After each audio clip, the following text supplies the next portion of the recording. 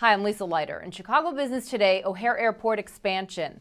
With money and pressure from the federal government, United and American Airlines reached a deal with the city of Chicago to move ahead with runway construction at O'Hare International Airport.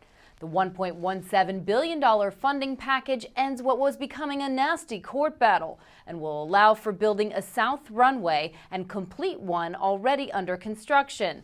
The money also would be used to pay for other O'Hare improvements.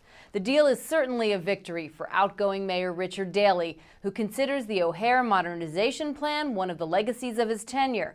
But it wasn't exactly the deal the city or the airlines wanted. Well, nobody got everything they wanted, and that's probably the sign of a good deal. You know, the city was able to keep the project moving ahead, but they're not going to get everything built right now.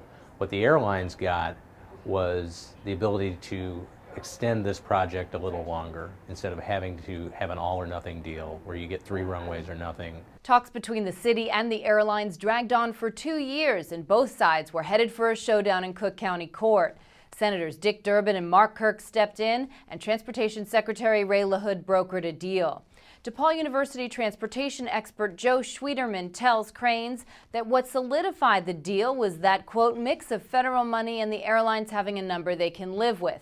The airlines see it's best to stay on board and help shape this project.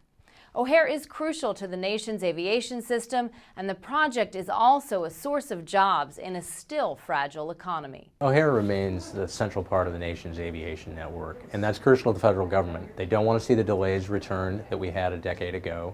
They want this project to keep moving ahead. So they came to the table with money and with their influence, and they got everybody to sit down and think long and hard about what they really wanted and needed. The next runway is slated to be finished in 2015, and the remainder of the expansion program, like the Western Terminal, is still up in the air. The city plans to issue $1 billion in bonds soon to help pay for the projects. That was delayed after the airlines sued to keep them from doing so.